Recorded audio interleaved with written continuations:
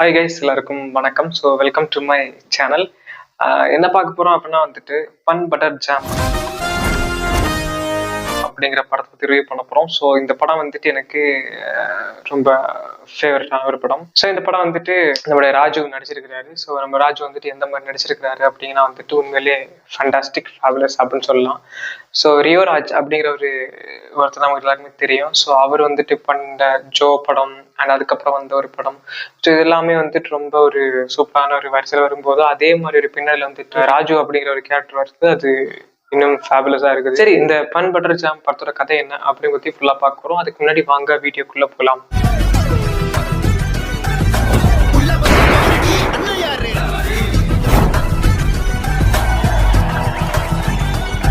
First எனக்கு இந்த படம் வந்துட்டு ரொம்ப பிடிச்சிருந்துச்சு. அண்ட் ஒன் ஆஃப் த செக்ஷன்ல வந்துட்டு நானே வந்துட்டு ஒரு மாதிரி ஃபெல் டவுன் ஆகி ஃபீல் ஆக ஆரம்பிச்சிட்டேன். அதுக்கான காரணம் என்ன அப்படின்னா வந்துட்டு இந்த படத்துல காமிச்ச சில வரிகள், சில வேதனைகள், சில அந்த ஒரு ஒரு படத்துல வந்துட்டு ஒரு பீக் ஆஃப் செக்ஷன் இருக்கும் சொல்லுவாங்க தெரியுமா, மனசுல டச் ஆகுற மாதிரி ஒரு சீன் கூட சில படத்துல இல்லைன்னு சொல்லுவாங்க. ஆனா சில படத்துல வந்துட்டு அந்த இடம் மட்டும்தான்டா பயங்கரமா இருந்துச்சு, தாங்க முள்ளடா அந்த மாதிரி சொல்லுவாங்க தெரியுமா.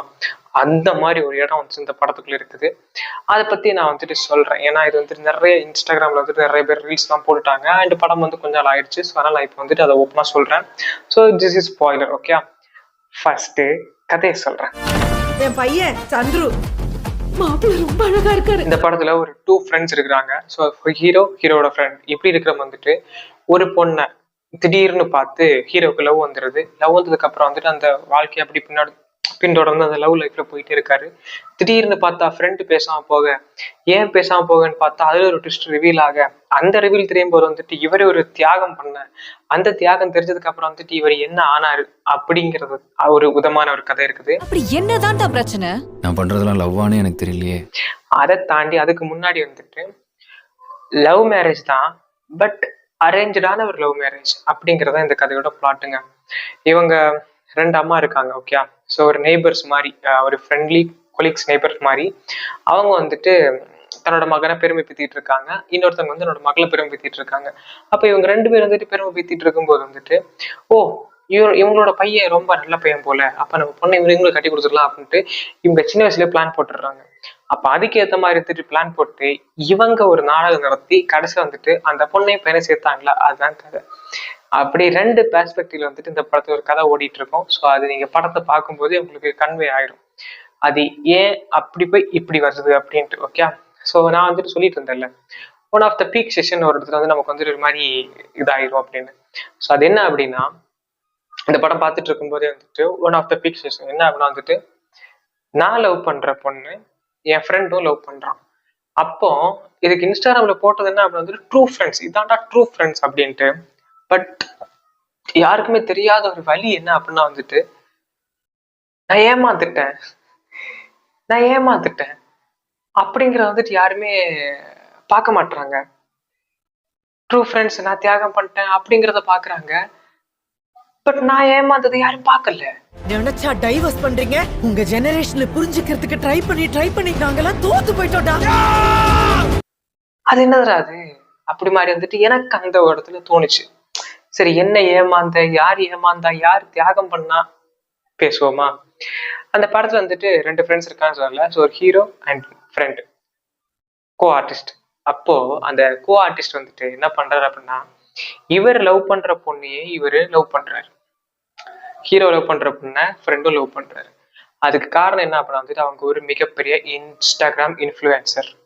ஓகே, அப்படி இருக்கிறவங்க வந்துட்டு ஒரு கோடிக்கணக்கான ஃபேன்ஸ்ல அவரும் ஒரு ஃபேன்ஸ். பட் நான் லவ் பண்ற ஃபேனா இருக்கிற ஒருத்தவங்க வந்துட்டு இவங்க லவ் பண்றானே அப்படிங்கிறதுல ஒரு வஞ்சகம். ஓகே, அது வந்துட்டு அப்படிதான் சொல்லணும். ஏன் அப்படின்னா வந்துட்டு தன்னோட ஃப்ரெண்டு லவ் பண்றான் அப்படிங்கிறது இவனுக்கு தெரியாம அவங்க லவ் பண்ணிட்டு இருக்கான்னா ஃபைன். பட் இவனுக்கு எல்லாமே தெரியும். அது யாருமே அந்த பெர்ஸ்பெக்டிவ்ல எடுத்து பார்க்க மாட்டாங்க. இந்த ஃப்ரெண்டுக்கு எல்லாமே தெரியும் இவன் அந்த பொண்ணை லவ் பண்றது அப்படின்ட்டு. பட் இவனுக்கு இவங்க லவ் பண்றது தெரியாது, இவன் லவ் பண்றான் அப்படின்னு தெரியாது. அப்போ ஹீரோவுக்கு இவன் லவ் பண்றது தெரியாத காரணத்தை வந்துட்டு அவன் அமைதியா அவன் பாட்டுக்கு அவன் ஜாலியா பேசிட்டு இருக்கான். ஆனா இந்த ஹீரோ ஃப்ரெண்ட் இருக்கார்ல, இவன் அந்த பையன் அவன் அந்த பொண்ணை லவ் பண்றது தெரியும், பேக்ல ஊர் சுத்துறது தெரியும், எல்லாமே தெரியும். இருந்தாலுமே அவன்கிட்ட பேசாம அவனை வந்து டிமோட்டிவேட் பண்ணி அவன் வாயாலேயே ஒரு மாதிரி மேனிப்புலேட் பண்ணி கடைசி வந்து அந்த பொண்ணை வந்துட்டு பிரெயின் வாஷ் பண்ணி இப்படி ஏகப்பட்ட பண்ணி அந்த பொண்ணை இவர் லவ் பண்ணிடுவாரு. அந்த இடத்துல இதெல்லாம் கூட பரவாயில்ல, அந்த இடத்துல ஃப்ரெண்டுக்காக வந்துட்டு ஹீரோ வந்து என்ன பண்ணுவார் அப்படின்னா, இதுக்குதான் இது நீ அவளை லவ் பண்ற, இதுக்குதான் சண்டை போட்டுருக்கியா, அவள்கிட்டே கேட்போம் யார் லவ் பண்றாங்க, நீ என்ன லவ் பண்றியா இல்ல அவன் லவ் பண்றியா, அவள்கிட்டே கேட்போம், அவ யார்கிட்ட கேட்கட்டும் நம்ம அப்படி பிரிஞ்சு போயிடலாம் அவ்வளவுதான் அப்படின்ட்டு. அது ஒரு வார்த்தையா இருந்தாலுமே வந்துட்டு என் லவ்வர், என்னுடைய எல்லாமே அப்படின்ட்டு இருக்கிற ஒருத்தி திடீர்னுட்டு நீ சொல்லுமா நீ யாரை லவ் பண்ற நீயே சொல்லு அப்படின்னா அவன் ஒரு நம்பிக்கையோட காத்திருக்கிறான், சரி என்னதான் சொல்லுவா அப்படின்ட்டு. அவ அப்படியே கையை தூக்கி இன்னொருத்தனை கை காட்டினா அவனுக்கு எப்படி இருக்கும்? அந்த இடம் வந்துட்டு எனக்கு ரொம்ப பாதிப்பா இருந்துச்சு. பிகாஸ் நான் எல்லாம் பேசவே கூடாது, நான் எல்லாம் வந்துட்டு அந்த அளவுக்கு நல்லவங்க இல்லை, பட் இருந்தாலுமே வந்துட்டு அந்த இடம் எனக்கு ரொம்ப மனசை வந்து ரொம்ப பாதிச்சது. நான் வந்துட்டு அந்த ஏன்னா அந்த லவ் பார்க்கும்போது ரொம்ப நல்லா இருந்துச்சு, அவங்களோட அந்த லவ் பாண்டிங்ஸ் அது வந்துட்டு ரொம்ப ஒரு யதார்த்தமா இருந்துச்சு.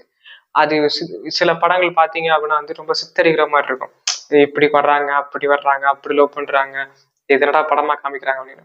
ஸோ ஒரு இன்ஃப்ளூயன்சர் ஒருத்தங்களை பார்த்து லவ் பண்றாங்க, அவன் அப்ப கூட சொல்றான், எனக்கு வந்துட்டு நீ இன்ஃப்ளூயன்சர், நீ அப்படி பெரிய ஆளு அதெல்லாம் எனக்கு தெரியல, நான் பார்த்தது ஒன்னு எனக்கு பிடிக்கும். இதுல மேட்ரு என்ன அப்படின்னா வந்துட்டு அவங்க ஒரு இன்ஃப்ளூயன்சர். ஸோ டிக்டாக்ல வந்துட்டு 4 million சப்ஸ்கிரைபர்ஸ் லைக் ஃபாலோவர்ஸ் வச்சிருந்தாங்க. பேன் பண்ணதுக்கு அப்புறம் வந்துட்டு இன்ஸ்டாகிராம்ல வந்துட்டு 560K சம்திங் ஃபாலோவர்ஸ் வச்சிருக்காங்க. அப்ப அந்த இன்ஃப்ளூயன்சர் அப்படிங்கறதுனால என்ன இவன் புரிஞ்சுக்கிடல, நான் வீடியோ பண்றது இதெல்லாம் கமெண்ட்ஸ்ல எல்லாம் திட்டுறாங்க அப்படிங்கறதுனால வந்துட்டு அவன் அதை ஏத்துக்கல. அப்படிங்கிறதுனால தான் அந்த பொண்ணு வந்துட்டு இன்னொருத்தவங்க மேல சாஞ்சிடும். ஏன் அப்படின்னா அந்த அவன் வந்துட்டு நீ யார வேணா ஒன்றும் பிரச்சனை இல்லை, நான் உன்னோட ஃபேன், நீ என்ன வேணா பண்ணிக்கலாம் அப்படின்னு. ஆனா அவன் என்ன சொல்லுவான் தெரியுமா, ஃபர்ஸ்ட் நம்பிக்கை துரோகிங்க, ட்ரூ ஃப்ரெண்ட்ஸ்ன்னு சொல்லிட்டு இருக்கானுங்க, அவன் ஒரு நம்பிக்கை துரோகி. அவன் வந்துட்டு இவங்க லவ் பண்ணும்போது ஃப்ரெண்ட்ஸ்ட்டு எல்லாம் வந்துட்டு அவ ஒரு ஆளா, எதெல்லாம் காட்ட வேணாமோ காட்டுறது எல்லாத்தையும் காட்டிட்டு இருக்கா அப்படிலாம் சொல்லிட்டு இருப்பான். ஸோ ஒரு வஞ்சகம், வன்மம், பொறாமை எல்லாமே வந்துட்டு கூட இருக்கிற அந்த துரோகிக்கு இருக்குது. ஆனா இங்க ஒண்ணுமே தெரியாத தத்தி மாதிரி வந்துட்டு அந்த ஹீரோ மெட்டீரியல் வந்துட்டு காமிப்பாங்க. என்னதான் இருந்தாலும் அவன் அவனோட லவ்ல தோத்துட்டான், அவன் அவனோட வாழ்க்கையில வந்துட்டு கொஞ்சம் அப்படியே ஃபெயில் ஆகி போயிட்டு இருக்கோம். அதுக்கப்புறம் அவன் வாழ்க்கையில ஜெயிச்சானா ஜெயிக்கலையா, என்ன ஆச்சு ஏதாச்சு கடைசியில என்ன நடந்துச்சு இப்படிங்கறதான் இந்த படத்துல சொல்லியிருக்கிறாங்க. நம்ம 2 பசங்களும் பச்சை மண்ணா இருக்காங்க, அது சூப்பரா கன்வே பண்ணிருக்காங்க. அதுக்கப்புறம் சில பேர் சொல்லுவாங்க லவ்னா வந்துட்டு செத்தாலும் விடக்கூடாது, நம்ம லவ்னா லவ் தான் அப்படின்ட்டு. பட் இந்த சுச்சுவேஷன் நாய் தான் ஓடி போகும். அதான் வந்துட்டு அங்கே காமிச்சிருந்தாங்க இன்னொரு மெட்டீரியல். ஸோ அதுல காமெடிஸும் ரொம்ப சூப்பரா இருந்துச்சு. பட் அந்த காமெடியில வந்துட்டு நிறைய கருத்து இருக்கு. ஏன் அப்படின்னா என்னோட அப்பா விட மாட்டாரு, என்னோட அம்மா விட மாட்டாங்க. ஸோ அந்த இடத்துல வந்து நிறைய பிளாட் இருக்குது. பட் இதெல்லாம் ரியாலிட்டியில வந்துட்டு ஒண்ணுமே அப்படி பண்ண முடியாது. நம்ம வந்துட்டு டக்குன்னு எடுத்த உடனே எல்லாம் கவுத்து போட்டு ஓட முடியாது வீட்டை விட்டு. நமக்கு அம்மா வேணும், அப்பா வேணும், எல்லாமே வேணும். அப்ப அந்த இடத்துல just like think about it, okay. So அதான் எனக்கு வந்துட்டு பார்க்கும்போது கொஞ்சம் கஷ்டமா இருந்துச்சு. பட் என்னதான் இருந்தாலுமே வந்துட்டு இந்த படத்துல வேற ஏதாவது ஒரு பிளாட் மாதிரி கொண்டு இருக்கலாம். எனக்கு அவங்களோட லவ் பாண்டிங் ரொம்ப பிடிச்சிருந்துச்சு. பட் திடீர்னு அந்த லவ் பாண்டிங் வந்துட்டு டிசாஸ்டர் ஆகும்போது ரொம்ப கஷ்டமா இருந்துச்சு. ஏன்னா நான் அவங்கள வந்து ரசிச்சு பார்த்துட்டு இருந்தேன், சூப்பர் கிலோமீட்டர் செம்மையா இருக்குது ஓகே அப்படின்ட்டு. அதுக்கப்புறம் இப்ப பார்த்தாலே வெறுப்பாகுது. ஒரு ஷோல கூட வந்திருந்தாங்க, எனக்கு பார்க்க வந்துட்டு சும்மா காண்டாதான் இருந்துச்சு, ஏன்னே தெரியல. அந்த அளவுக்கு ஒரு மாதிரி மனசுக்குள்ள அவருடைய மைண்டுக்குள்ள ரொம்ப டீப்பா போயிடுச்சு. நான் நினைத்தேன் இந்த அளவுக்கு நான் பாதிக்கப்பட்டிருக்கேன் அந்த படம் பார்த்து. ஸோ நீங்களும் அந்த படத்தை பாருங்க, கண்டிப்பா உங்களுக்கு பிடிக்கும். சில பேருக்கு சில விதமா புரிஞ்சுக்கலாம், சில பேர் வேற விதமா புரிஞ்சுக்கலாம். வாட் எவர் இட் இஸ், உங்களுக்கு என்ன மாதிரி புரியுதோ அதை வந்துட்டு பார்த்துட்டு கமெண்ட்ஸ் சொல்லுங்க. I am waiting for your comments.